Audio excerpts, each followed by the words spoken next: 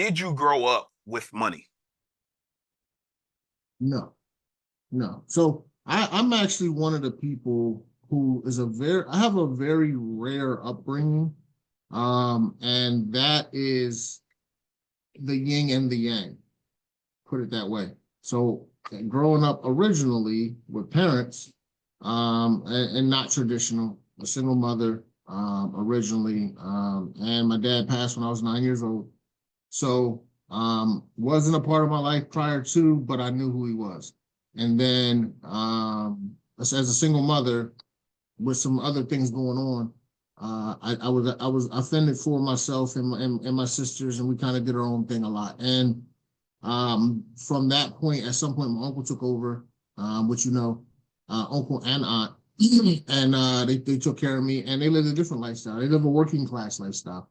I went from having absolute nothing to negative, like kind of like doing my own thing to try to get money to feed and sometimes to even clothe and like sweeping up barbershop stuff like that, buying my own school clothes, to uh being well fed. My uncle working 12, 16 hours a day. My aunt working the same, probably 8 to 12 more so. My own bedroom, TV, video games, like things that you didn't really, you knew that you saw it on TV, but you didn't know how possible it was. So I got to see both sides, right? So I grew up on one side, and then I got to see the other side. And for me, light bulb, Yeah. what side do you want to be on? Yeah.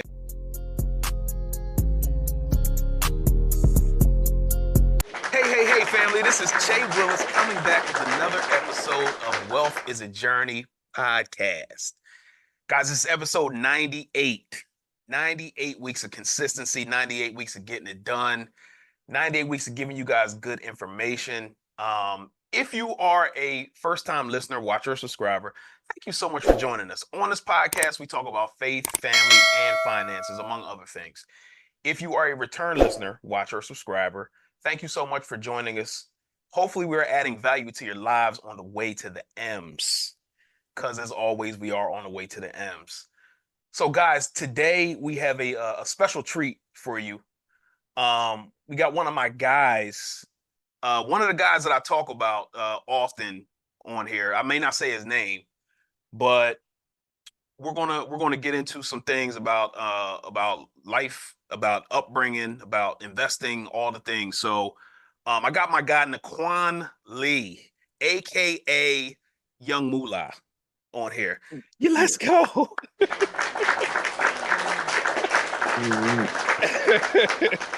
Hey man, thank you so much for joining the podcast.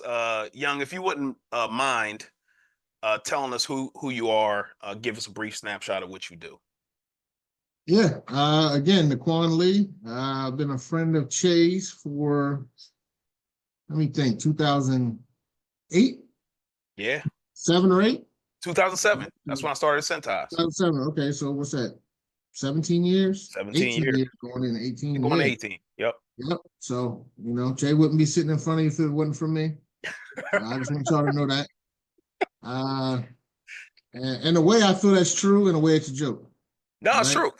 But I own a mechanical construction company, Lee Mechanical, right here. And there was a long journey getting to that. But I also am an avid investor, property owner, and just a father, a husband, whatever else you want to call me. But I just like to have a good time, and I love people, and I kind of use that to build my network. Yes. Listen, like I said before, man, this is one of my guys, man. We've known each other for a long time. He actually, when I first came on to Centos, he was already working there, and he trained me on the different ways to make money. And I owe a lot to this guy. So when he said that jokingly, he was right, and it was a joke at the same time. But I believe that a lot of things that I learned from him are things that I talk about on this podcast. So specifically, I talk about investing. So before anybody who's a first-time listener on this podcast, and this is going to be I'm gonna try to shorten this story. But anybody who's a first time listener on this podcast, I'm an investor. I invest in real estate, invest in the stock market. Before having conversations with him and then the other group of friends that we have, I wasn't putting my money in the bank. So all of my profits that I was taking from the real estate, I was putting it into the bank, saving up the money to buy more properties with cash. So I had a conversation with them, I don't know, probably 2019, 2020, around that time. And they were talking about how they were investing in the stock market. And I'm like, well, instead of me putting the money in the bank, why don't I just put it in the stock market after I do my research and all those things? So fast forward till now, my portfolio is looking nice. And Mhm. it was because of them showing me their portfolio and telling me about what they were doing that helped me get to where I am today. Mhm. So listen, man, I appreciate you, bro. Thank you. Listen, I'm one of a couple in that group, you know that, but and I'm a beneficiary of the group as well. So I think that is a great topic to start with, and I think it's network. Yeah, no, absolutely. And we're gonna get to that because I think for you specifically, I think you have I think that's one of your superpowers, It networking. is. It is And my only superpower, if you ask me. it is a very good superpower to have, and I believe that that's going to be one of the major themes of this podcast. But what I want to know first, which I think is going to lead into it, is did you grow up with money?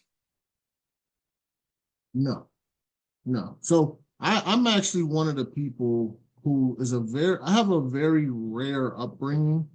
And that is the yin and the yang, put it that way. So growing up originally with parents, and not traditional, a single mother, originally, and my dad passed when I was 9 years old.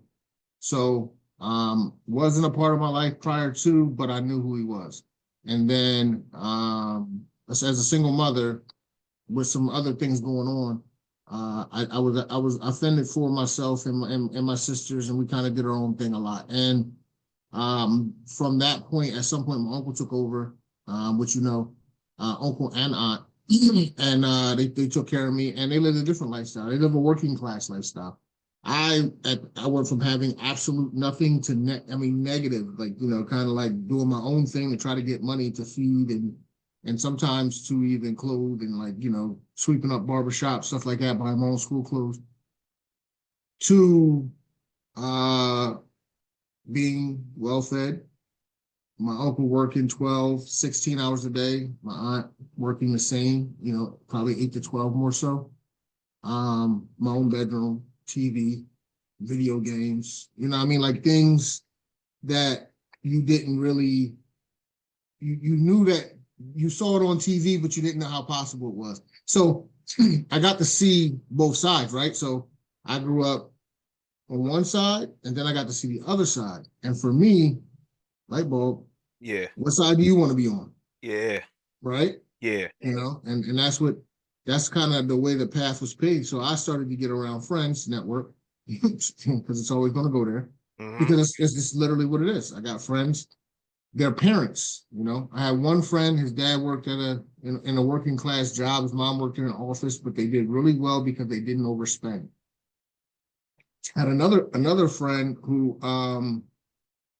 his parents, dad was a teacher, mom worked in an office, lived within their means, did a really good job. Dad was one of my biggest role models. And then other friends who even did better. Mom was a Hmm. principal, stuff like that. So I would be the person that I go to a friend's house, I'd be hanging out. I knew nothing about nothing. I was the know nothing guy. I'm everybody's friend, but I don't know much about anything. Hmm. And I'd hang out in the living room with the parents, and the kids would be down playing Sega, playing whatever, and I'd be upstairs, creeping upstairs, and it's kind of like, "What do you want, boy? Nothing. I don't need nothing." I'm talking, listening to conversations, learning. Because I'm not getting this. I'm not getting this. And my uncle worked a lot, so I learned a lot from like a lot of other people. I learned work ethic from him, Yeah. but I learned a lot about how people. Oh, you have a mortgage? What's a mortgage? What's that? Mm. You don't know what a mortgage is, boy? Well, that's when you do this. Okay, all right. Wow. You got one of them? Who else got one of them? You know what I mean? Yeah. And you're like, all right. And then, your friends come upstairs for a drink or something. They're like, what you doing? I'm like, oh, nothing. And you go back downstairs. You're like, what? Tell me, who gave you this mortgage? You see what I'm saying? Yeah. Okay. And then you're talking about, different things. And I remember Mr. Wade used to have nice cars. He had a garage, Well, he had a garage. Like, that's a That's a garage. big deal. Yeah. What? I remember one time I did something, messed up something in the garage. I'm like, I didn't know. Like, you're looking at me like, stop touching that. I'm looking at you like, this is a garage. I ain't never seen one of these. You see what I'm saying? I Yeah. remember moving my uncle at one point. We had a carport, but we never had a garage. So, um, look at his cars. Like, oh, you got two cars. How'd you get two? Why do you have two? I'm the question guy, Yeah. right? So I was intrigued by the parents and all the different things, and when I was young, like not really having that parent influence or having a person take, like, I was intrigued by people who had parents, right? First, and then people who had garages, and then people who had, and then those things led me to start, in my mind, not really setting goals, but believing it's achievable. Yeah. So I'm like, if I work like my uncle, but don't do the same things as my uncle and take that same money and go do what he's doing, I might get a garage one day. Mm. You know what I mean? Some people, I think John was the first one to get the refrigerator that had the water thing on the front. That's crazy. I was like, yo, you can get water out of his refrigerator. You see what I'm saying? Yeah. I got it. I might be able to get that one day. Never thought it was actually possible. Just I might be able to. You know what I mean? So upbringing wise, like I said, it was a yin and a yang. I lived one life, and then I got intrigued by so many things that were like simple little things, and that exposure, and that's a huge, huge thing for kids, man. And that's one of the things that I believe in. That exposure to just seeing and understanding. And it's crazy now because I do some reverse exposure with my kids. Like what?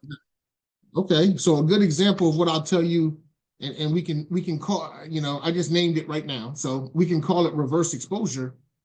Um, Here goes $10. Go in the gas station and get gas. Okay, what do you mean $10? How do you do that? I need a full. No, you can actually go get in the gas station and say, give me 10 on pump 4, and you can pump $10 in gas, and that's all you do and leave. And they're Instead of like, filling it up. oh. And my daughter said something like, I saw somebody do that before. I don't know what they were doing. Yes. Most people in this world have a certain amount of money for gas and they just go put it in their tank. That's it. That's all they do. You just have that card and you swipe it, you pump gas, and the world just, that's the way the world works to you and some of the people you're around. Yeah. But that's not how the world works for everybody. And it may not work for you that way if you don't do the right things. Some people go in to get, and they got to get what they got to get done on that $20 of gas. And if they don't have no more, they don't go. Wow. You see what I'm saying? That's that reverse exposure where when she makes comments to me, sometimes I'm thinking she just has no idea. But I don't want my kids to grow up. And how do you say this correctly? I believe there's certain people in this world that vision the world only the way they grow up. For sure. I know. There's a name for them. It starts with an R. And I want my kids to know how they grow up, also understand how other people grow up, how other people see and think. And that's the only way you can be successful. You got to understand multiple areas. So when I look at some situations with them, I'll be like, all right, well, let me take you over here and show you something. Let me take you over here and show you. Let me show you how you're not better than this person who doesn't have. Let me show you how that person is probably gonna pass you one day because he don't have. Because you've been there. And if you don't get on your horse, his horse is running a little faster than yours. Yeah. Because you picking from the good tree. Mm-hmm. He got to climb the fence. You see what I'm saying? Yeah.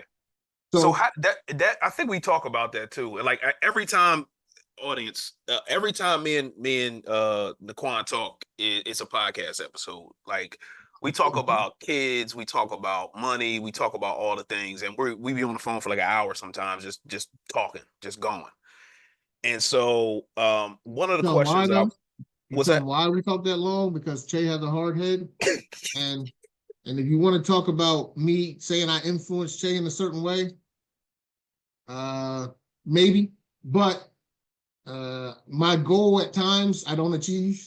yeah, that's true, that's true. Yeah, me and him go back and forth a lot, a lot, and you're probably going to be able to peek into the window and see the conversations that we have, man, because I'm sure we're going to have one at some point during this episode. But my question is, how do you like give me a specific example of how you don't have your kids grow up privileged? Because I think we talk about too, like that's one of my things. Like we work to give our kids a certain lifestyle, but then sometimes that becomes a crutch or it Oh becomes yeah, something bad for them. it's So how it's do you hard, man. It's they are privileged. I mean, you can't. I can't. I mean, listen, privilege is a view, okay? Because there's privileged people that look at us like, what the hell are you talking about? You ain't giving your kids nothing, okay? yeah, No matter where you are, there's somebody else that looks at you like you're crazy when you say you're doing something. In comparison to me, they are privileged. Okay.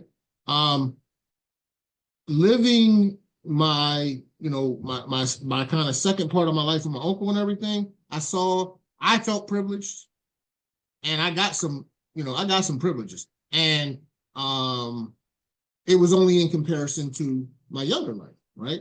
My life from 13 to 18 was way different than my life from 0 to 12. You see what I'm yeah, saying?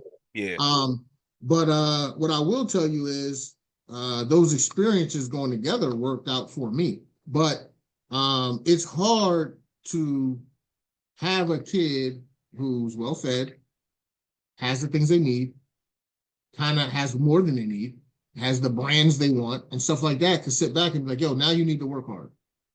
And as a adult from 0 to 5, you want to spoil them like everything. Look what I worked for. Look.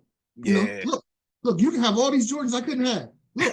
Look at all these toys I got you for Christmas. Look, you got more than you can even touch. yeah. Look. And it's your trauma that Yep, you're dealing with. And yep. that's me. I tell my kids already, you are my trauma.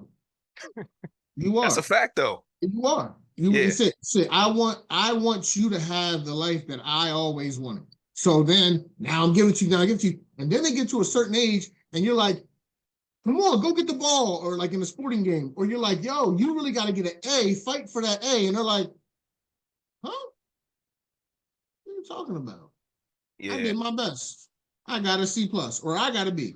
Or I mean, I got the ball, but it's his turn now. I mean, it is what it is. Like, and you're like, whoa, wait, what's yeah, wrong with you?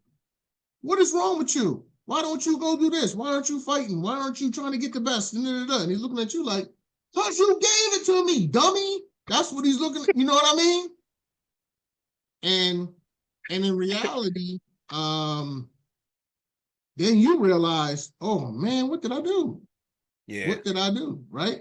And then you're drawing way back. You don't have no hunger. You don't have this. You don't have that. And then you're like, wait, why don't? Then you gotta start. Now I gotta start telling my kids, okay, it's my fault. Now what do I do? So the first thing you do is like, and for me, my goal anyway was to say, all right, well, you gotta have these privileges and then work this as hard, because then you're gonna take this from here to here. You yeah, know, and the way to do that was to draw way back on what was provided and start putting in goals. Like, all right, well, if you do this, you get this.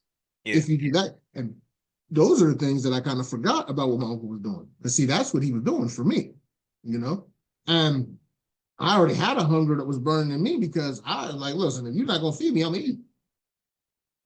yeah, Once you started feeding me, now I'm gonna get something else. You see what I'm saying? But that was just that, I'm from around the way. I'm gonna leave here with something type mentality. And them, they leaving here with something regardless. you know. yeah, So now, you start to put in those goals. All right, well, you want this for Christmas, my thing here right now is for example, right now, Quan wants a car when he turns 16. The other two got cars when they turned 16. All right, so each kid is different. So the goal was different. So for Layla, I think her goal revolved around extracurricular activities outside of sports. I mean, outside of academics. If you're doing this activity, if you're participating in this and doing these things, you can get a car. Okay. Mm-hmm. For Moses, I believe there was a GPA requirement. I don't remember what it was. For Quan, it was a 3 point. I asked him for a 3.9. Okay. Quan goes to a private school. School is tough, and I told him, hey, you get a 3.9 GPA, you bring me home a 3.9, you can do this. Now, let's be honest, that's in the area of where he's at already. But I mean, what are we shooting for here? I can't give him an impossible goal. Yeah. So that was it. I didn't tie it to sports because he does well at sports, and I think he puts too much time into sports anyway. So I tied it to his GPA. I also have made a requirement that they have to work, invest, and somehow hustle up 10% of the cost of the car. 10% does not sound like a lot, but it is a lot when the car is $15,000 to $20,000, right? So Correct. you're talking about a 15 or 14-year-old kid trying to hustle up $2,000, right? Mm-hmm. And what does that force them to do? It forces them to make $1,000, $1,500, trying to find a way to turn into this, flip it into that, and do whatever they got to do. But it's a generic hustle that you created. Yeah. It wasn't a need, but it's a need for them to get what they want. For sure. But I think also too, one thing that you do well is you have them in sports. And I think sports, it forces you to be hungry because you see other people working hard and they get a starting position or whatever the case may be. And then they'll be a part of that team. And then hopefully they'll want to be in that starting position as well and work hard. And it teaches them that the hard work, the work ethic. And there's a pedigree athlete that comes with my family. And one of the things that I push to them is, you must keep up that level of athletics. If you're not but when you're out there, there's a certain level of work ethic that will happen if you live here. If your last name is Lee, you're not going to go out there and not be the best that you are. Yeah. And with that said, that's something that I really, really push. So, we do workouts here at my house. Yeah. Right? We do workouts. We do workouts at the house. We do workouts with trainers. We do workouts with everything. But there's nobody in this house that doesn't have to lift weights or have to get out there and jog and run. And I even talked to my daughter who's done with sports, and I told her, I said, honey, this is a lifestyle. And as a girl, you're in shape and you're pretty and you want to stay the way that you are, right? And she's like, yeah, I really do. And I'm like, all right, well, the way to do that is to continue this lifestyle and to put yourself in what you feel is the best position for you. Do you want to get stronger? Do you want to be more muscular? Do you want to be less muscular? And do you want to be just in good shape? How do you want to, you get the choice to mold your body to how you do. The reason that I'm the size I am is because I didn't keep it up the way I was supposed to. It's the truth. Yeah. And for the boys, I tell Quan all the time, he knows what I look like in high school. He knows what I look like now. He knows the work ethic that I had then. What it is. You make your decisions to where you want to be. I show them my successes and I show them my failures. I put it out there on Front Street. So what it can look like when you win and what it can look like when you lose. I show them my accounts and I show them where I'm winning and I show them when I'm losing. I'm also shoot you some bail, and I was just down in Atlanta with Sid, and I went and worked out with his wife. We went to some fitness studio, and Sid didn't want no parts of it. But I was telling her like, yo, well, I understand. I was telling him too, like, I understand that you don't want to work out because you've been working out all your life, and if you don't see the Delaware football sign behind Quan, they won the national championship. What was that? 2004, 2003. I think Joe Flacco was the quarterback, and he wasn't. Nah, he was quarterback after that. After that, okay. Andy Hall was quarterback.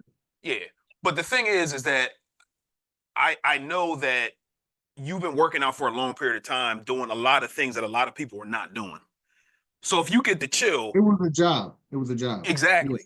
So that's why I was going to shoot you some bail. Like, yeah, no, it can be, but I mean, it is what it is. If you shoot it straight. If you're doing what you're supposed to do or you're not doing what you're supposed to do.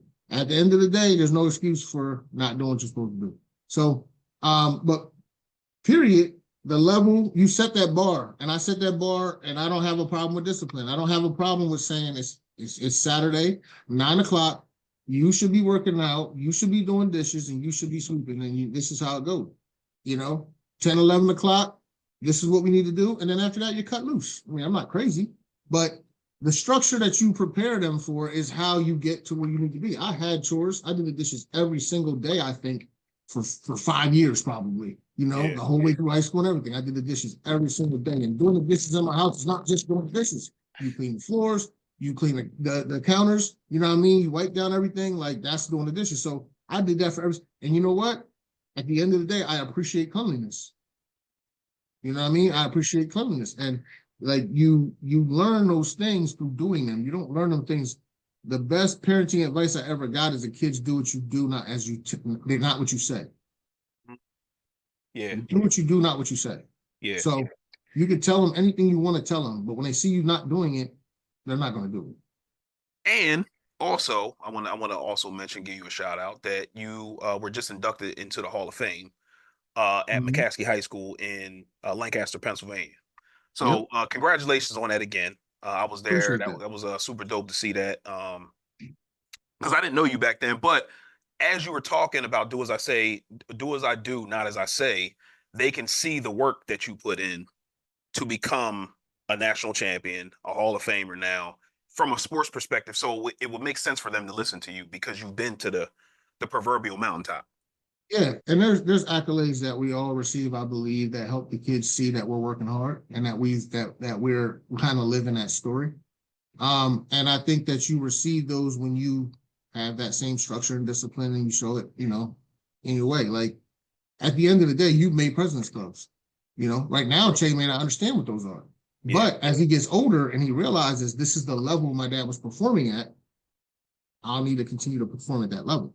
So I do agree with that. Those accolades mean a lot more to them than they do to us, especially at this age. And they meant a lot to us when we were achieving them. And I think it did a lot of stuff for my confidence. Like confidence is huge. It's very important. I think confidence may be the single most important thing that you can give your kid. Yeah. Because the belief that you can do something is more important than the reality of whether you actually can do it or not. Yeah. Yeah. Let's go real quick. I want to go back to what you had talked about earlier as far as not having. Because I think it's important that because a lot of people don't have, and then they're like, oh, well, I don't know how to, whatever, to get to where I am. Yes. But there's certain people who I feel like broke free from the matrix and they figured out how to, even though they didn't know how to, like I didn't know how to start a podcast. I didn't know how to do a lot of the things I'm doing now, but I saw a need and I'm like, okay, I got to do this. And I took small steps.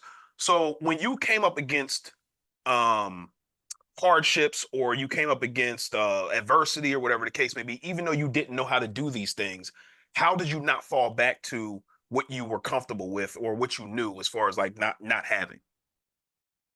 Confidence is one piece. I'll give sports credit for that, right? Because as a kid, you grow up and you hear that getting a college scholarship is virtually impossible. And then when you get to that point where you actually can get it, you're like, okay, well, I've achieved the impossible. That means I can achieve things, right?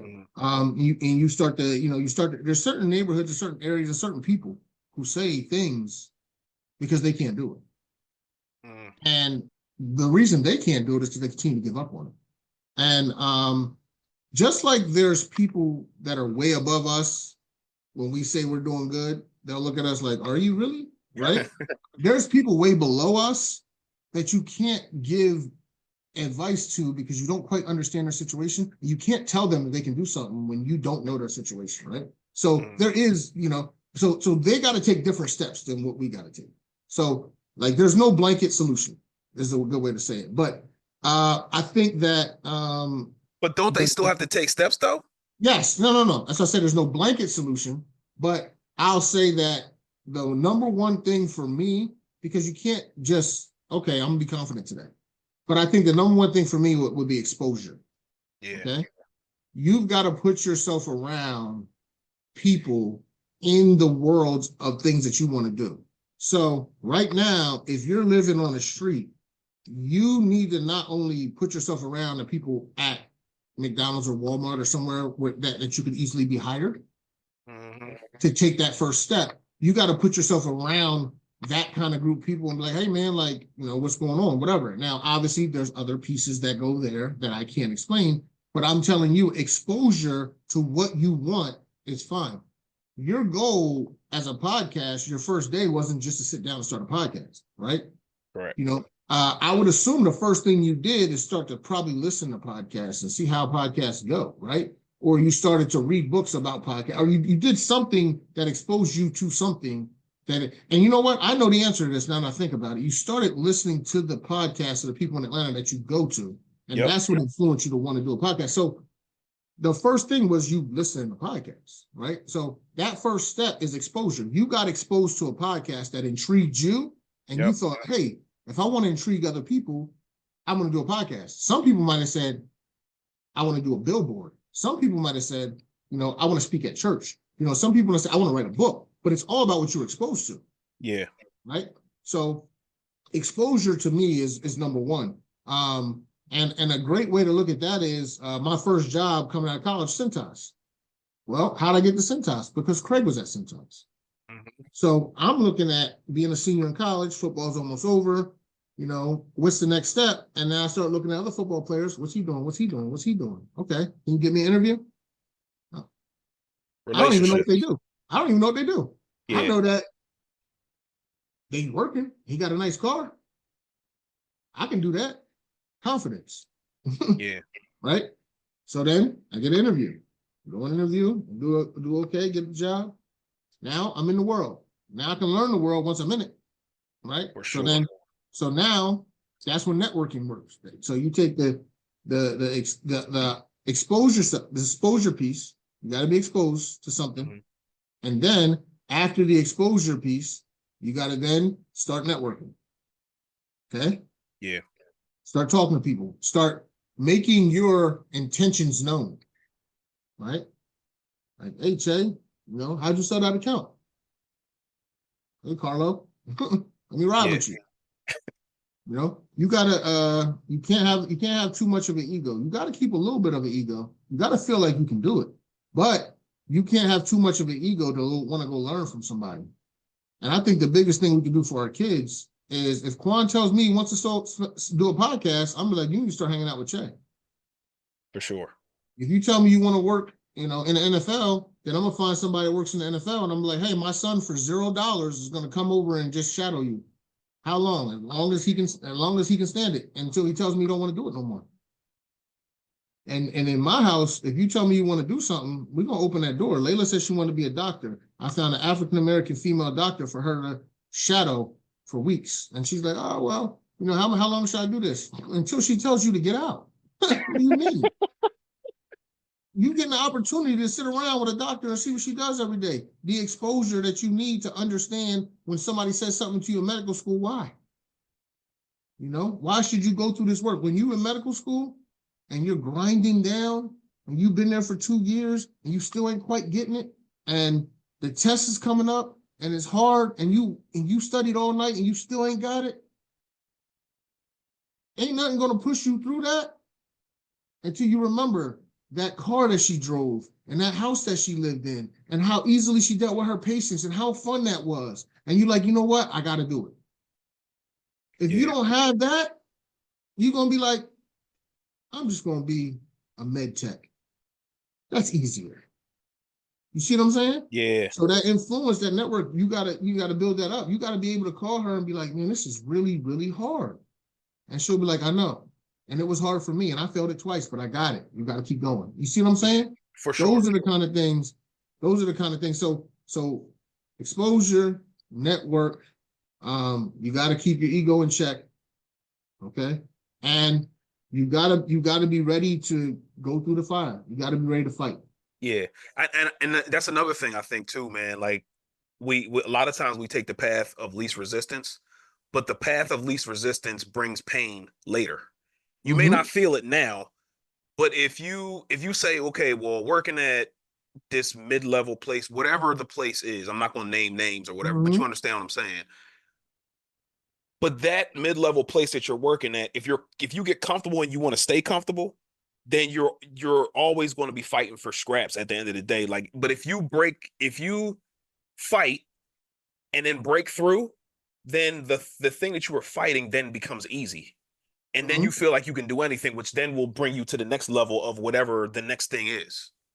So you might be kind of talking about a person who works at a job, their potential is way higher, but they stay at that job for 15, maybe 17 years and don't listen to anybody when they tell them that their potential is higher. And they My just man. decide, I got this, leave me alone. I got this, I'm doing this. Mm-hmm. And but everybody around them is saying, even behind their back, like, yo, he would kill in this world. He would do it. But even if they say it to him, sometimes those people don't necessarily take that next step because they just decided they're a little hard-headed. Listen, man, the next steps that they're coming. They're already been walked out. Oh, no, no, no. Those people still take next steps and they still take the ones they want to take. Listen, some people are going to be successful regardless. I'm not going to lie about True. that. But in general, I'm just saying, like, we gotta sometimes when we're talking to people, we gotta think, man, telling people to do something that I might not do. Well, speaking of that, you recently you've been in corporate since I guess since you graduated college. Mm-hmm. You were at Cintas, you then started your own business, then you went to Milwaukee Tool, and you were there for many, many years, and then you Mm-hmm. left there, then came back, and now you Mm-hmm. started your own mechanical company. Walk me through the feeling of that. Since we're on this topic, Mm-hmm. walk me through the feeling of having that security and that safety, and then going out and betting on yourself. And what was the thing that pushed you to say that this is it, I'm done? Okay, so let's start from what I told you before. The best parenting advice I ever got is what? You remember what I told you? Exposure. They do what you do, not as you say. Yeah. Right? So my son, who at this point might be one of like my kids are probably my role models as well at this point, to be honest with you, because they're now living. I want to see what happens. They live in the life that I want that I wanted to provide, that I wanted to live. So I'm like, hey, let's see what happens. So when it comes to Quan, Moses, Layla, they're pretty much probably, if you look at it, like what I'm trying to strive to achieve, right? Like where they are in life is where I want to get to, where I wanted to be at that age, and where can that go if I was there where they are. Mm-hmm. So he told me one day, when he was like 12, he said he's not going to college. I'm like, you're not going to college, which is a chuckle for me because you're going to college, but I'm gonna hear this out. Yeah. So you're not going to college, what are you going to do? He's like, well, I'm gonna start businesses. I'm gonna start companies, and I'm gonna start with one, and I'm gonna have another one. I'm gonna start to have companies. And when I do that, I don't need college. I'm just gonna build these companies up. And I was like, okay. And I was like, okay, ye of one friend, who are we gonna build these companies with? What do you mean with? I'm gonna build them myself. Oh, you're gonna do all this by yourself? Mm-hmm. I was like, so you're gonna go to high school, okay? And then you're gonna spend a lot of your time playing sports. You're gonna come out. You don't like to build massive networks of people, so you like to stay in a small group of people. So you're gonna have 2, 3 friends. Because you got one down. That's what I was saying. This is exactly what I said to her. So what, you gonna get 2 or 3 more? And y'all gonna start all these companies? So when y'all gonna start them? Because the other 2 gonna go to college, you gonna be the only one that don't go? Or it's like, oh well, I gotta figure that part out, but I'm only 12. You're right. And at the time, what am I saying? I was 35 or 36. So I'm saying to him, listen, if that's your goal, it's a great goal to have. You will meet like-minded people in college. And those people will also be learning this world of business the same way you are. And you guys together will have a lot of time to build that network of people that have like-minded goals, and you guys will be able to create maybe a business while you're there. Or maybe you start a business afterwards, or you start to get your ideas together. I said, but just high school, with just high school knowledge, advanced network of only people in there, Delaware, or in this 30-minute radius. I said that's not going to get you what you need to blow up these multiple businesses. But what you need is to get to college, go somewhere different for college, meet different people, and start to get a more diverse network of people, and then come up with ideas for businesses and build from there. I said, that will get you some businesses. And he was just like, I don't know. I don't think I'm going to college. So I'm like, all right, cool. But you know what happened is that warned me because, I kind of wanted to start businesses and do stuff like that. And I'm sitting there Always thinking though. like, You yeah, like always. in a way, yes, exactly. Yeah. Like I had real estate, I had this, I had that, and I always made money. And my boy John owned a car dealership, and I'm like, John always has been independent. He's always been okay. Always. And I know I can do what John's doing, but I just got to go do it. And I'm like, no, I had, as multiple six figures salary, essentially, let's call it that.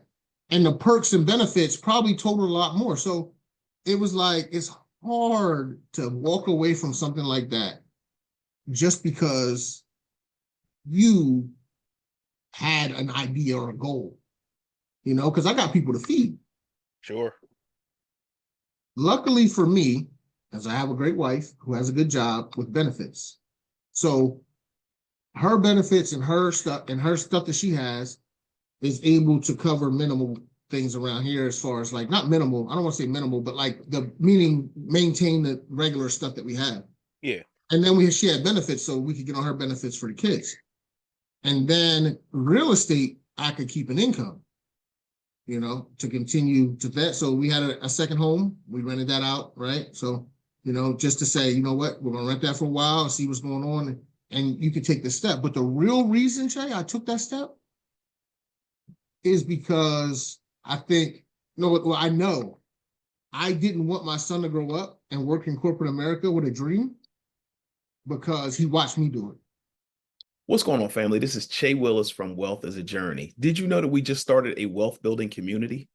In this community, we meet once a month on Zoom. We discuss financial areas of opportunity. We discuss wins and strategies to get you to the M's. In anybody's wealth building journey, if you're just starting out, it can be super lonely and difficult. In this community, we're also going to hold you accountable to where you say you want to be. So if you need the accountability, if you need the family atmosphere, if you need help getting to your desired financial result, come join the community. My website is www.wealthisajourney.com. Join the community today to get to your financial result. Thank you. So I was like, you know what? You don't have to follow that if that's not what you want to follow. You could do something else. That's me talking. Yeah. I done did it now, though. Yeah. And now he knows it for real. Now when I'm telling Moses and I'm telling Layla, I'm saying, hey, you could be a doctor, you could be this, you could be that. They know that I'll go for something I want. You better go for something you want. It's not me just saying it. Yeah. So if he wouldn't have said that to me in that day, I'd still be at Milwaukee. I'll still be at Milwaukee. Now, how is in a mechanical construction company? Exposure. I worked in the tool business. I had exposure to owners of companies. And the owners of the company brought me in and they treated me like one of them, always. And I treated them the same. I gave them everything I could to try to make sure that, they bought our tools, they bought our brand, and I built relationships with them with the birthday parties, with family events. They come to my house, I go to their house, and I seen how they live. And I saw the difference between where I was and the network of people that we have and what we're doing and where they were and their network. So I expanded my network. Let's just say that, right? And I expanded that on purpose because it's like, this is a network of people I need to also be in, right? Yeah. So, and when I started to do that, I started to learn things. And they started to, the visibility of their business and the openness they had for me. And I know Tim and Ray are two guys, and one of them works for UA and the MCA, and they continued to always just give me opportunities and exposure to everything that they did. And one day somebody approached me, and I always give this advice. If you are in a group of people, make sure everybody in that group is doing better than you. Because at some point, somebody's going to tap you on your shoulder and say, look, let me show you what I'm doing. And if you're in a group of people and you're doing the least in that, and you're doing the most in that group, yeah, you can help everybody else out, but ain't nobody going to be able to help you out. Mm. So somebody did it. Somebody tapped me on my shoulder and said, hey, man, you ever think about starting your own company? I'm like, nah, man, I do okay. This and that. And I would like to, but I'm not sure construction's for me. And, this and that. It's like, look, man, let's sit down and have a conversation. Let's talk about it. And my idea is I want to do something to make sure my son knows what I'm doing, but I probably should keep it in the realm of selling goods or real estate or something I'm already successful at. And he was like, sat down, laid it out for me. A couple other people talked to me. And basically the premise was, hey, Niquan, if you want to get into this business, we'll support you. And I said, you know what? I got this salary. I'm doing okay. I got this perks and benefits. And honestly, it wasn't the money. It was the perks and benefits. The people at Milwaukee Tour really cared about me, and they really gave me a lot of opportunities. And they gave me more opportunities they had to. And they let me come back even when I left, because I left for a family reason, and they still let me come back.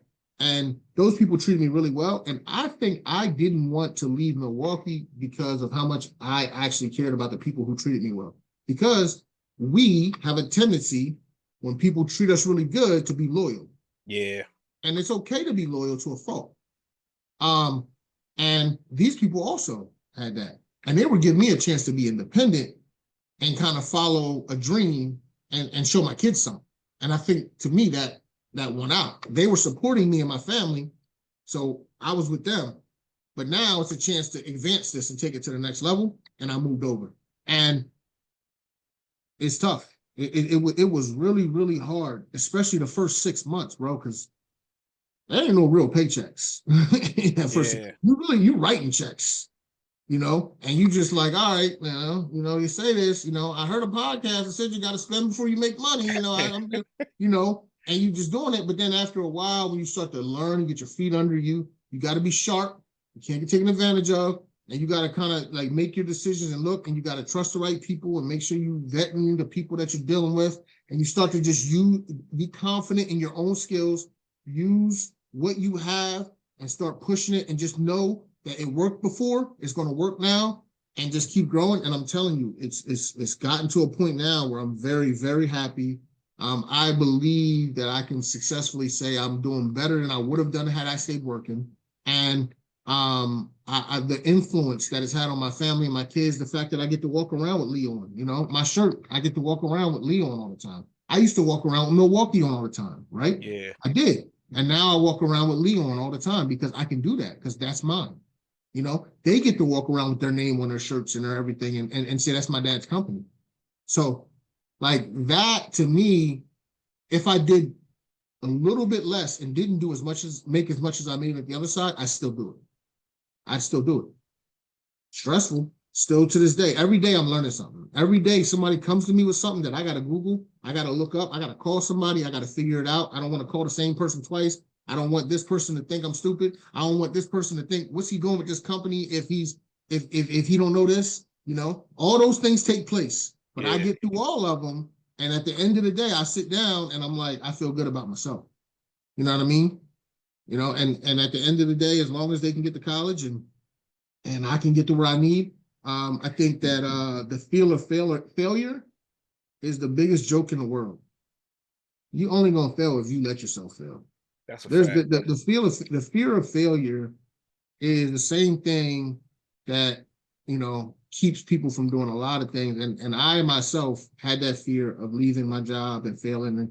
And the fear of failure is the biggest joke in the world, man. You're only gonna fail if you give up. If you want You on that track and you running a race and you don't get to the finish line and you stop running, that's the only way you can fail.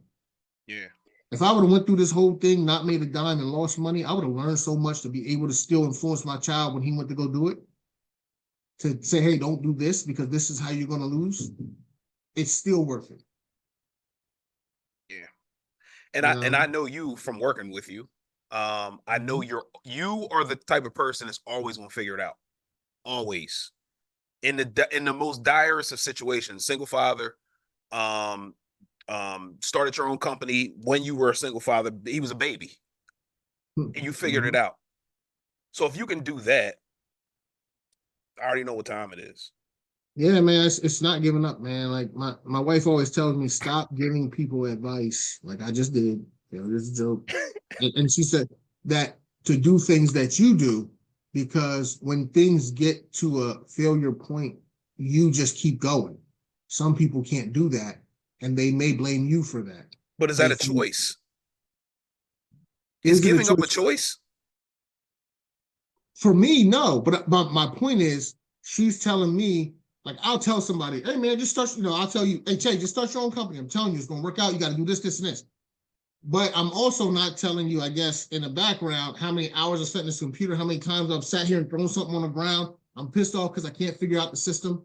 Nobody wants to answer my phone calls and answer my questions because it's either really easy for them and they're like, this is ridiculous, or it's redundant, or it's a benefit to me that I got a job that they didn't get and they don't want to help. Like, no matter how you look at it, Yeah. it's a situation where it can be very frustrating. And I go, upstairs in the middle of the day, and I can't believe I'm spending 2 hours on something that should took 10 minutes and all those things. And when you're going through that, after I told you just do it, it's going to be easy, and you lost your salary and you no longer have your car package and your everything, you're going to be sitting there like, yo, man, like, now I got to go find a job making less money because he told me this would be easy and it's not. But at the same time, too, you gotta, if you give advice to that person, you have to know who you're talking to. You can Yes. tell that to me because you know my work ethic. You know me. But if you know the I, person that you got I to know have a your hard time with that. audience. I have a Say it hard again. time with that. I do Okay. have a hard time with that. I have a hard time with that because anybody can achieve anything, and I believe that. So when you tell me it, I say it might be tougher for you because you don't believe in you, but you can do it. Now, I'm not going to tell anybody to leave their job. I tell people to stay at their job. I've talked to multiple people since I left Milwaukee, and they're like, "Hey, man, I should try to do something like this." No, it's a really good company, man. And you really, really do well there. You should probably enjoy that. If you really, really had an idea to do something before you saw me do it, that's different. But don't call me and say, "Oh, I see something, and now I should go start something." I'm like, okay, well, if you had that idea and that work ethic, and you really have the passion to do that, go ahead. But in reality, don't think that I didn't feel like that was a great opportunity and a great situation I was in when I was in your shoes either. So I do give the truth advice, but at the same time, if you do it, be ready. It's not, there's no easy thing in this world at all. But you specifically, you see the progress of the income coming in, the businesses that you're helping, you're working with, and things of that nature. You see that though, Mm-hmm. Mm-hmm. but it's only because you kept going. So Yeah. I think also, like, as you tell people that, you tell them everything like you're telling me, like the sleepless nights, the frustration, you throw on your computer or whatever the case may be. This should take me 10 minutes and took me 2 hours. That's all a part of the process. And It is. as you look back on the process of where it took you to get to where you are now, you can only do nothing but appreciate it. Just like when Yeah, you were growing up. but how many kids run out to the basketball court, stand behind the 3-point line, and want to be Steph Curry when the game starts, but never sit back and look at how many shots he shot to get to be Steph Curry? They know it, they heard it, they saw it, but they want to stand there and do it. Yeah, And that's not just kids, adults are that way too, bro. that's a fact. You That's a fact, bro. know what Like I mean? yeah, like the amount of people that I talk to that come to me and call me like, yo, I'm gonna start a podcast. Like, all right, cool. Listen, this is what you need to do. And I run Mm-hmm. down everything. Like, yo, this is what I Mm-hmm. went through. This is what happened. And either they start it or they just don't start it, but they're not doing it now. Mm-hmm. Because it looks easy to just sit up here and just talk. But all the Mm-hmm. things that go behind the scenes, the thought process, the fear of judgment or whatever the case, but whatever you're saying isn't going to come across right. Like there's a lot of different things that come with it. But I'll tell people if they ask. Yeah. No, I tell them too. Like I said, I tell people what they're asking. And you know, one of the things to talk about going through a brutal piece was the nonprofit, right? I wanted to start a nonprofit. 2020, I'm sitting around. We're all sitting around. Mm-hmm. And I keep saying to myself, you know, one of the things about me is I hate to be a hypocrite. In my mind, I want to be actionable. I want to help people. I want to do these things. But when I get free time, I'm sitting on the couch watching a movie, right? So it's like, and then have the nerve to tell somebody I didn't have time. That's BS. Like somebody tells me they don't have time, I just close my eyes and go like this. Yeah. Because you use your time for what you want to use your time for. You have time. But so I sat down with Sophia, who every time I want to start a business, I call Sophia. She sits down and she gives me this long, drawn out thing that she thinks I should do. And then I do half of it because I want to start it. I don't want to project it because that's her way. That's my way. It's different. Yeah. And we started getting into this, you know, which you know today is building empowered youth. And to be honest with you, I started right before you kind of started your thing. And I think you and I had a lot of conversations because you wanted to do a similar thing, but I think yours is more geared toward adults, mine's geared toward kids, whatever it is. But my main thing was there's a lot of money and there's a lot of people that want to give money. And there's a lot of kids in this world who have no idea about how a dollar makes 50 cents. They have no idea about how to fill out a college application. They have no idea how to write a check. They have no idea what an interest rate is and how it's applied annually, right? And then how do you gain interest in it? What is a stock? Yeah, they heard the word. What's it mean? Go up to some of Che's friends just randomly and say, hey, man, what's a stock? Very, very few of them will say, oh, it's buying a piece of a company. You're buying a piece of a company, and if that company grows, you make money. If the company, no. And that same kid, which is, it's deemed as okay, he doesn't know that. But at 40, they don't know that. So when are they supposed to learn it? Right? And it's the same thing for me. I'm looking at my own self, and the only way I learned about money at all is I was at Cintas. I was making really good money, in my opinion, at the time. But I never had any money. So I'm like, how do I go from making 40 grand a year to making 70 grand a year, but still don't have no money? Yeah. You see what I'm saying? Yeah. You know, back in the day when I used to, when your debit card only did a $1 hold, so you made sure on Thursday you had $1 in there, so you could go to the gas tank and put it in there, and then pump all your gas full of tank, and it didn't take out to the next day when you actually have money in the account. I was making almost $70,000 a year doing that. You know what I mean? Yeah. Tell them, teaching people it. You see what I'm saying? And I'm like, wait, how is that happening? And what happened is, the more I was making, the more I was spending. My house got bigger. My car got faster, right? You know what I mean? I was, you know, I'm going out tonight. I got to go to Polo Outlet and get a new shirt. Yeah. You know, the last one, they saw that. They saw that one already, baby. I got to get a new one, right? Yeah. So now, you know, you get to the point where you're like, wait. So the first thing I did is I picked up The Millionaire Next Door. Matter of fact, that's what I got. Yep, it says right here. I picked up The Millionaire Next Door. He said, let me check this out. So I started reading, and I read it halfway through, and then I kept having to go back, like, you know what, I'm not getting this right. Like, I got to go back and get that. I got to go back and get that. So I started listening to the ebook, and I'm like, all right, cool, you know. And I started taking some notes, and I started getting it. I'm like, all right, I got it. I'm gonna do that. And then I started listening to Dave Ramsey thing, and I'm like, oh. And there was this little insert video. I'm sure I sent it to you because back in the day, I think I was one of the first ones doing that. And I sent it to everybody, like a video that had the baby steps in a video that made it more tangible than just reading it in the book. Because I know you read the book originally. Yeah. So then, I went through that. I'm like, okay, I'm gonna start doing this. And you know how I am. I did my version of Dave Ramsey. Yeah. So I started doing his thing, and I got to a point, and I'm like, hey, well, man, move this, move this, and move this. And now, and I got there. And then next thing you know, it was like, dang, I got me a house now.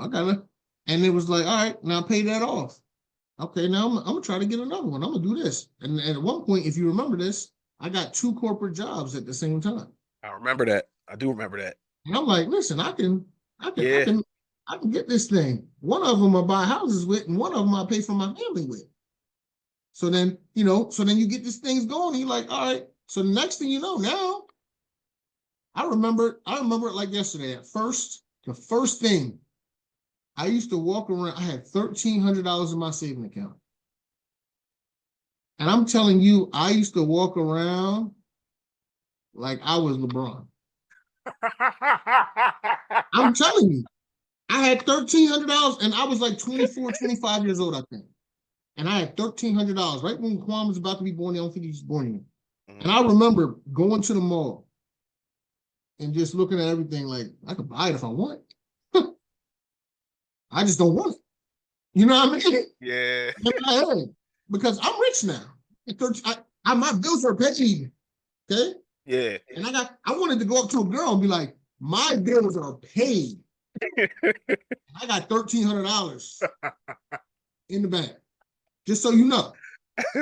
I'm not one of these regular guys walking around here. I'm out here getting to it. You see what I'm saying? Yeah. I wanted to say that. Yeah. Because that's how confident I was and like I did something. And then after a while you realize it ain't nothing. Yeah. But then that's the problem. That's why you don't brag, because you can have $500,000 in the bank and you walk to the wrong person and it ain't nothing. Yeah. But as you build and you build and you build, and I remember the first time I had $100,000, I was like, dang, man. Like, you know what I mean? Like, whoa. Yeah. That's crazy. And you know what? Say, you think I was going to, if I had 101.50, you think I was spending more than $1.50? I was not. That will not go below nothing. I'm spending, if it's 101.16 and it costs 17 cents, I can't afford it. Because I will never not see that number again. And that's how it goes, man. Then you go on and go on, and then you start shooting for a network worth of $1 million, and then you hear your first million is the hardest, and you start trying to figure it out. Then you understand interests and you understand things, and you get into networks of people because now you got a little bit of money to have a different conversation, and it just starts to go from there, man. And one of the best things in the world is when you start seeing those kids' college accounts grow, when you start being able to buy them cars for their 16th birthday, when you start to be able to do things. And I'll tell you right now, I know a lot of people, and I talk to a lot of people about their rent. And most people's rents are still higher than my mortgage. And that is all because of the things that I've learned in over time, and how you, no matter what you got, you still keep your spending the same. And I'm telling you now, man, I'm thankful for myself, looking at myself and saying, self, this ain't working. Yeah. And saying, you know what, you got to figure this out. And the main reason, to be honest, is because I was about to have a kid. And I'm like, nah, he's not going to be born into the world I was born into. Yeah. And then it was like, all right. And then that 1,300, and then and there's some other milestones after that. But, I remember when I hit 10,000, I didn't even notice it. And I looked back and I was like, wait, took a double take. Like, wait, you got $10,000 in the bank. And back then I didn't understand interest, and I understand investing, and I understand that stuff. But what I did know is that first 10,000, I went and bought a house. I remember my closing cost was $7,335. I remember that. So I went and bought a house. And you know what? Because of that structure, I lived in that house, and you know this. I lived in that house at least 9 months before I furnished it. Crazy. That was a nice house too, man. It was a nice house with no furniture. I had my son had his bedroom set. He had his bedroom set up. I had a bedroom set and had my bedroom set up.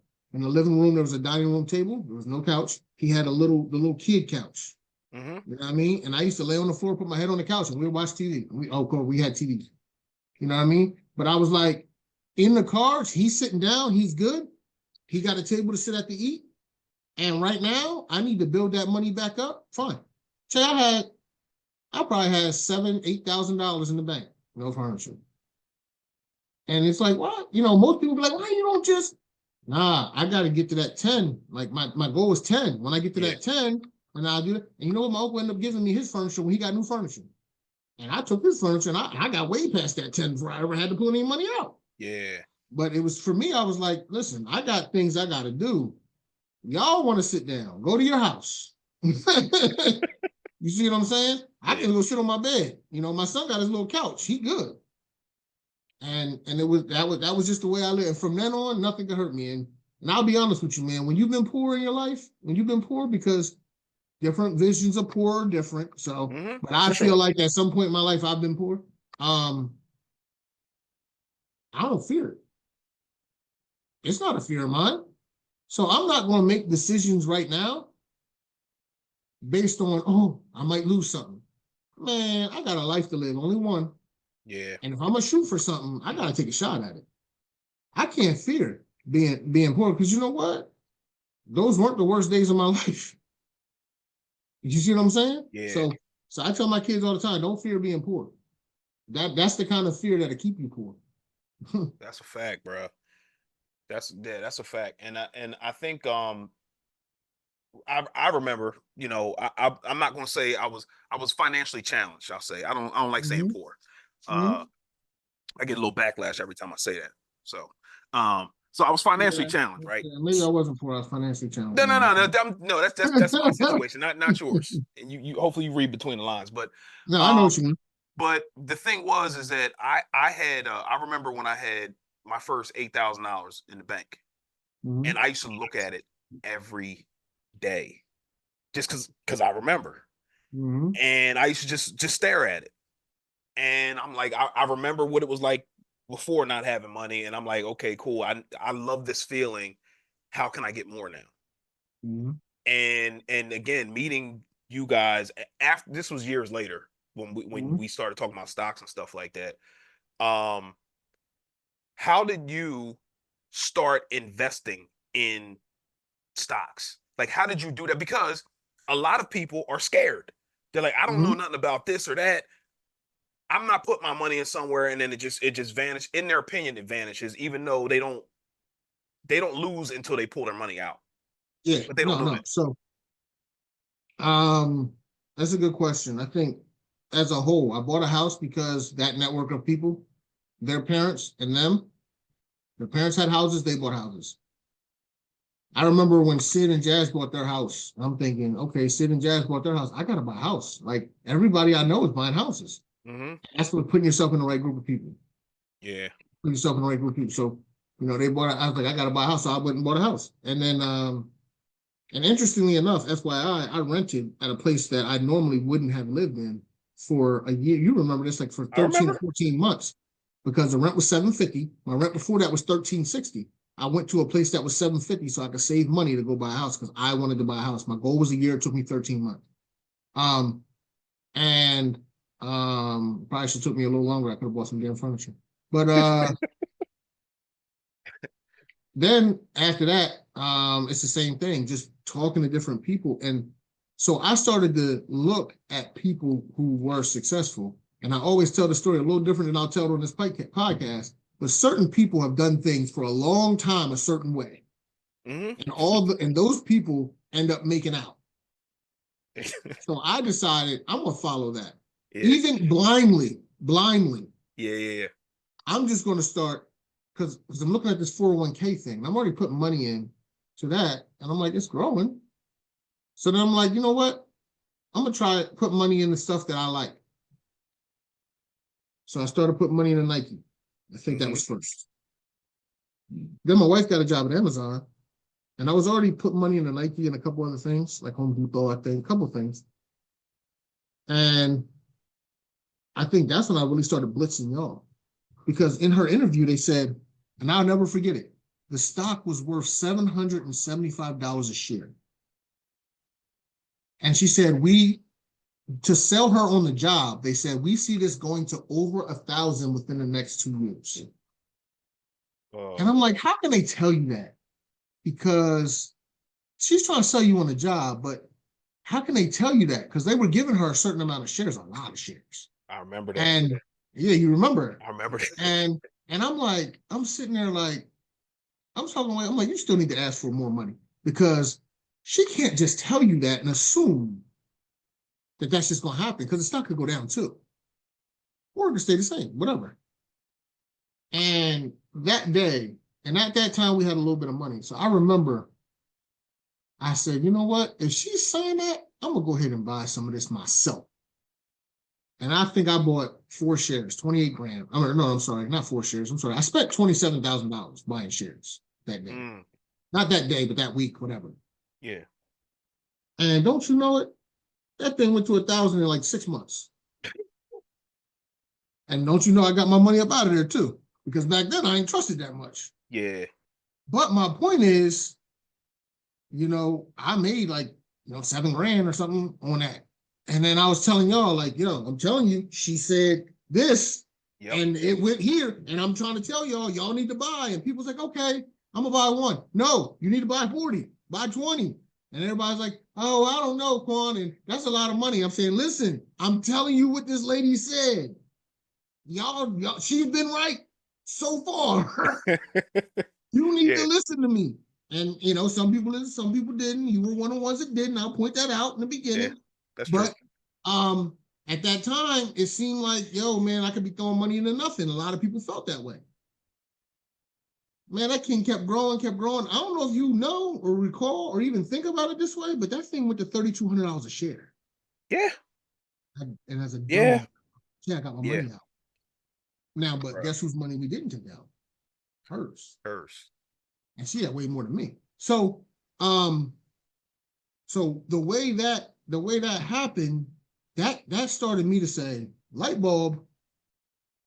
So I sent you guys a text one day because I got tired of the BS I was seeing y'all do, $20, $50, $100. And I said, listen, fellas, I'm going to stop investing small. I'm going to start investing big. I remember that. I'm not going to invest small no more, because I'm tired of putting in $500 and making $40, and that's over here ringing the bell. Right? Where if you would have put in $50,000, you'd have made $4,000 in that situation. Right? So I was like, you know what? I'm going to invest big. I believe it was 2019 or 2020. And we were having too much conversation about stocks, and we had too much money sitting because everybody was making money but not spending it. And I was like, I'm gonna take a chance because I'm done. And I believe at that point I took $40,000 or $30,000 and put it on this growth stock. Not growth stock. It was a stock that had a high dividend, a dividend stock. It was a mutual fund. I don't know if it was a mutual fund. I can't remember exactly what it was to this day. I got to look it up. But it had a high dividend. Okay. And I'm looking at it thinking, if I put in $40,000, the dividend was like 7% a year, something like that. So it was like, it's going to pay me out a couple $100 a month. Yeah. So fine. Well, don't you know that stock? And in 2020, everything went up. Let's be honest, 2021. Whatever. Yeah. Everybody was a genius in 2020. It went up like 25 or 30%. And not only was I getting that money from that stock, and then I getting a dividend. And and at that time I put another 17,000 in Nike. I got just doubled down on everything. And at that time, everything started growing. And that's when my confidence for stocks went through the roof. Because I was like, you know what? These people who've been doing this for a very long time and have very successful lives, there's a reason that they do. Yeah. And I was just like, my beliefs were justified in 2020 or 2021 when the GameStop thing happened. When that GameStop thing happened and I saw them cut off Robinhood so that they could no longer make people with money lose money. Yep. I said, they're never going to let this market do too bad. Yeah. So you can have confidence that if you put this money in here for 15, 20 years, you're going to get something out of it. You're definitely not going to lose your money, because there's too many people that run this country with money in there. They're not going to let them lose their money. Facts. That's the strength of this country. So when I started to realize, I said, you know what? This is it. And ever since then, I've been feeding that thing. I've been calling my financial advisor. He tried to take vacation. I called him, his boss, everybody. It's the end of the year. It's December 31st. I was calling him from the 20th of December until yesterday when he finally called me back. I got to get you this money for the end of the year invested, because that's how my 401k IRA stuff works. I give him a chunk. I got to get this invested. You will not allow me to miss this date. You will not.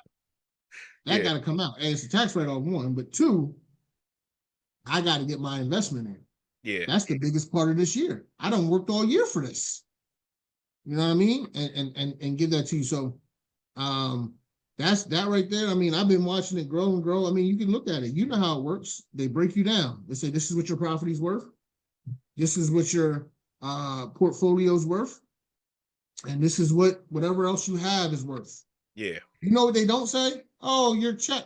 How much is your check? They don't care how much your check is, because your check don't mean nothing.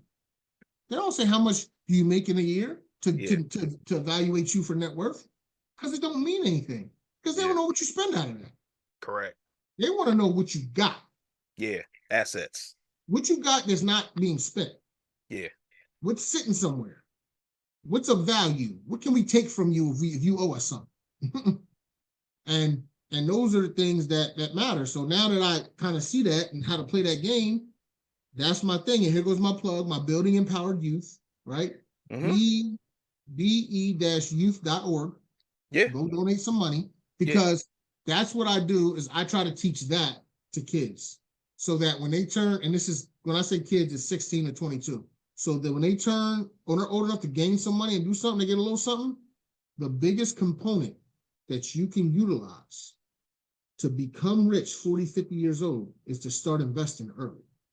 Facts. If you start investing, if you invest $1,000 at 18, it's naturally going to grow to 10,000 by the time you're 50. So imagine if you get to, and you start investing then and let it grow over time. You know, it's going to continue to grow.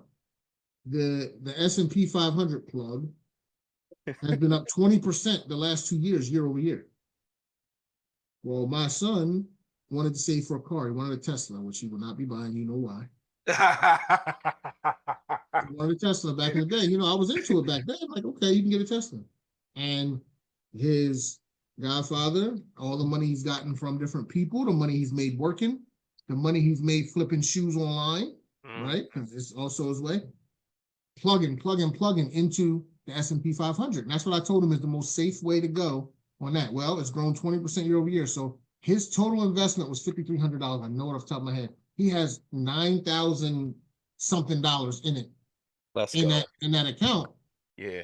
To buy his car. Now he only has to pay for 10%. Technically, if that was the situation in the real world, he could get a $90,000 car.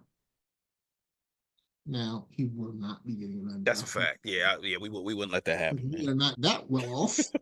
But my point is, look what that did. I mean, he really literally put in a total of $5,300, and by the time he's 16, which will be next month, he will have close to $10,000, double what he put in, because of the S&P and Amazon. Some of it's in Amazon. So, you know, and those are things that, like, now my goal at this point in life is to continue the progress so that they see the growth. Yeah. I don't, you know, in my opinion, I won the game a long time ago. My game was to do more than what my parents did. Yeah. Or whoever you want to call my parents, but what they did. So my goal was to do that. And that was their goal for me. So now I'm in overtime. Yeah. Playing with house money. Yeah. You playing with house money. And it's not even finances I'm in overtime. I'm in overtime on what I can provide them. The knowledge I can provide them. Correct. Yes. So now at this point, it's like, now you know how to invest, right? You know, I got Moses, he's 21 now. He started an IRA when he was 19. He's been working. So he has an IRA. You know how that's going to grow? I don't care how much you put in. He can put in $20 every month. You know, it doesn't matter. It started, right? You know, other hacks. I put them on my credit cards when they turn 17. Yep. I don't know what Moses' credit score is at 21, but I know it's over 700, right? Layla's just gotten on the credit card. By the time she's 19, 20, she's going to have a 7-something credit score. You know, probably, and they won't give him 8-something, I think, because they don't really have anything, but they'll give him that 7-something so he can go. Moses doesn't know this. He has no idea. But he can walk to a car dealership today with his pay stub, because he has a job, and say, I want that car. And as long as that pay stub shows that he can pay for it, his credit is going to go right through. Oh, yep, here you go. Here's the keys. Yeah. You see what I'm saying? Yeah. Now, he I won't see do that. He won't do the that thing. because he's not crazy, but you know my point. It's like you're Yeah, setting I know him what you up mean. with that option. Yeah. And You set him that's up. the beautiful thing is like, I think the first step when we get to a certain place financially is we want to give. But then we see that giving is not enough. We have to actually, instead of giving the things, we have to give the knowledge. Oh, You yeah. give the information, then once they get out on their own, they could do whatever the information that they want. But Now, you don't the hand nothing out, Jay. You don't hand huh? nothing out. You don't hand anything out. No, for sure. But I think Yep. we did at first. Because you talked about it. Like, yo, I'm a Oh, no, buy. no, no, no. That I thought you meant money. Yeah, Yeah, yeah, yeah. yeah. No. I'm just saying, like like when you first reach a financial threshold where you feel like you're good, you want to buy and provide everything to your kid because you never had or you didn't have the things. And to be But honest with you, even when you don't reach that financial threshold, when you have enough money just to spend it, exactly you when do it. you feel like you're good, then but then you realize as you continue on life, you build relationships, you talk to different people, you realize that's not really it. I got to give them the information so then they can fend for themselves and not be reliant on me to provide the things. Cause Bro, that's right I there. talked to Go ahead. I talked to a guy, Jay, who has 10 times as much as me. Okay. Hmm. And he said something that made me want to punch myself in the face. I was like, yeah, man, he's about to turn 16 now. I gotta figure out, I'm gonna get him a car, this and that. Get him a car. They get him a car for him. I'm like, well, I got the other cars. You got the other cars too? I was like, yeah, and to be honest with you guys, when I was 16, my uncle got me a car. He got me a little, totally different situation, but he definitely got me something that I was proud of. Hmm. And so I feel like, that's okay. He was like, I don't do that in my house. He was like, when my first son turned 16, I bought another car, a family car. It ain't his car, that's my car. He drove it around, and when his sister turned 16, they split it. And now he's in college and the sister's in college, and the other one's about to turn 16. And guess what she got sitting out front? That same Explorer, ready to go. And then she can drive it. But none of these kids, I'm not providing them with a car. Yeah. They'll have a means of transportation, but to call their own, they'll buy it. Yeah. That was my thought too. But I was like, dang, man, made me feel like, I thought I was doing this right. I was making them pay 10%. no, but you are. You are. But It's it gives okay, them yeah, it gives them skin in the game. And I think that's the biggest thing because when you work for something, you take care of it.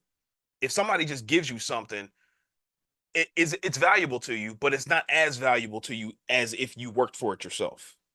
Mm-hmm. So I think Handing people money without knowledge is like throwing duct tape on the ocean. It ain't gonna stop the water. You're not stopping the water. facts. You just threw something in there because you thought you was helping. Yeah, yeah. So I think what you're doing is I think you're doing the right thing with that. I remember myself. I think my first car was $500. I paid for it myself. I worked from the Mm-hmm. time I was 14 to the time I was 16 to buy the car, and Mm-hmm. I appreciate it. I took care of it, and it lasted me through college. Through college. And so I thought about that too, but I'm like, okay, well, we got a little bit of money, so maybe we buy him a car, maybe. But it's on the table now because we have a little bit more than I had when I was a kid, Mm-hmm. or my family had when I was a kid. So now it's on the table. So I understand what you're saying. I get it. Yeah. You basically figure out ways to manipulate the situation to give them the same thing you got generically. And hopefully it works. Hopefully. Hopefully.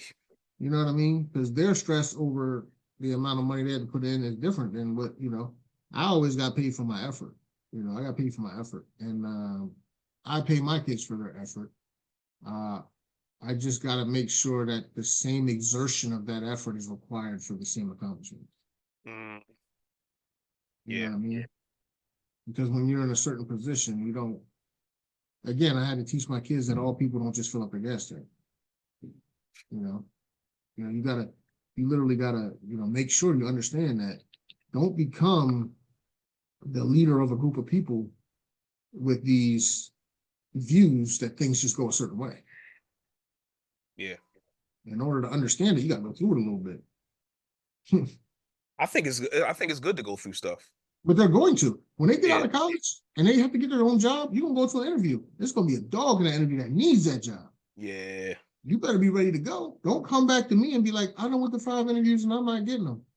Because you don't want them. That's my answer. You don't want them. And if that's the case, I'm going to do what my uncle did to me. You got 6 weeks before you got to get your own place. You better figure something out. Yeah. Because that's the only way. Because that's the only way. You keep coming home and laying in this comfy bed, eating mom's cooking, and putting your feet up and watching the game with dad. You ain't going to get in that interview and feel no need to be that dog. Yeah. No, you're going to keep going to that interview like, well, why doesn't he give me the job? Because I showed up on time. Nah, it's not happening. Don't work And like that's that. why, that's what I'm saying. That's why. And you know what? I'll be honest. I haven't been pushed to that situation yet because they get it and they know me and they know I'll do the things I say. But I think at some point I might have to push and be like, yo, you gotta go. You Yeah. gotta go. Yeah. And then they might go live on grandma's couch or they might do whatever they gotta do. And everybody's gonna be like, oh, your dad's so harsh. But I'll bet you they get a job. Yeah. You see what I'm saying? Agreed. That's, My that's dad, what my it is. dad did it to me. I remember, I think I was about to go into high school, and he's like, "Yo, you got 4 years left going to high school. Either when you turn 18 or you get out of high school, either you go into the military or you gonna get a job. But when you turn 18, you're getting out of here." I'm like, Mhm. "Whoa, fam, I'm Mhm. 13. Like, why are you talking to me like this?" But it was the greatest thing that he could have ever Yeah. done for And the thing about it is you gotta understand they mean me. Yeah. that. That's the Yeah. thing. It's not if you say it, it's if you mean it. My uncle dropped me off to college. I was 18 years old. It wasn't even college, it was summer school. Not summer school, sorry. Summer workouts, football workouts. And I was staying with Sid Armando. He dropped me off to the complex where they were staying. It was an apartment complex. And I'm like, all right, I got my shoes, like, boxes of shoes. I got my clothes, workout clothes and everything. I got all my stuff. And I don't have all my stuff in my room, but I just got enough of it. And he told me, he said, all right, man, here you go. He was like, all right. And I'm out the car already. So I'm thinking he about to say bye, see you later. He was like, I just want to let you know your room's going to your sister. We're done here. Like, cause I feel like it to him, he felt like he did everything he had to do. He got you to this point. Now it's your turn to go do the Yep. rest. Yep. It's like, yo, your room's going to your sister. We're done here. Yeah. That's it. So whatever's in there, that's gone. And the bed and everything, don't think you were getting that. other kids need that. Somebody else needs that. Yeah. But you know what? I mean, later on, he did end up giving me that later on. But in reality, that was the conversation. And I think he was being generic a little bit because it's not that he wouldn't have let me come back, but he basically said, "You're done." Like if and his last thing was, if this doesn't work out, you can't come home. Mhm. So I look at that like, yo, like, That's damn, real. he ain't never said no shit like that to me. Yeah. Stuff like that to me. You know what I mean? Yeah. I was like, whoa. So then I walked away and I'm thinking, man, this got to work out. And I tell you what, I was a good student, but I'm telling you this, I used to fall asleep in them books that first semester. I used to fall asleep because my uncle, the reason he said that is because he didn't achieve it. He went to college and failed out. So in his mind, he was doing the same thing I'm trying to do. He was like, how can I get him to not see another option? Yep. And Yeah. that was his way. Yeah. It worked. Shit, I was scared, boy. Yeah. Shout out to Uncle T, man. Uncle T's crazy, boy. So I was like, listen, I'm scared. I'm gonna go out here and I used to fall asleep. I'm telling you, fall asleep in them books, boy. first semester, 3 point something GPA. I was like, oh, okay. All right, I can do this. Yeah. But before that, I feared it. Everybody looked different than me. Everybody was doing something different. They had more skills than me. I felt like when it come to school and all that, and I'm like, yeah, this is tough. But then I got the GPA, and I'm like, oh, okay. I can All do right, it. I can do this. I can do Yeah. this. But then you need that fear. Yeah. Yeah. You need that fear. This has been a great conversation. This is just like we kicking it on the phone. Like these are the conversations that we have Yep. on the phone, like for a long time, and we just go. And there's a lot of back and forth about you know, the stuff that he was talking about earlier about me Mm-hmm. leaving and all that stuff, man. It'll happen in due time, bro. Oh yeah. It'll happen in due time. But Progress is the process. yeah, yeah, yeah. But listen, man, I appreciate you, bro. I appreciate you being on the podcast. What my last question to you is, what do you see for Lee Mechanical in year number? You're in year number. I mean, I'm finishing one, really. I'm going into two. Okay. What do you see in year number 5 for Lee Mechanical? My goal when I started was to try to do $1 million in business in year one, and then try to do 2 million in year two. Mm. 5 year goal for me, I already know, is I'd like to do $20 million. You know, it's a lot different from going from 4 to 10 and getting to 20. It's different. You got to build out a large company structure, and you got to be able to maintain multiple jobs and maintain things. And right now, we're not there yet, but we do $20 million would be an awesome achievement for us in 5 years. And to be honest with you, 5 years is 2030.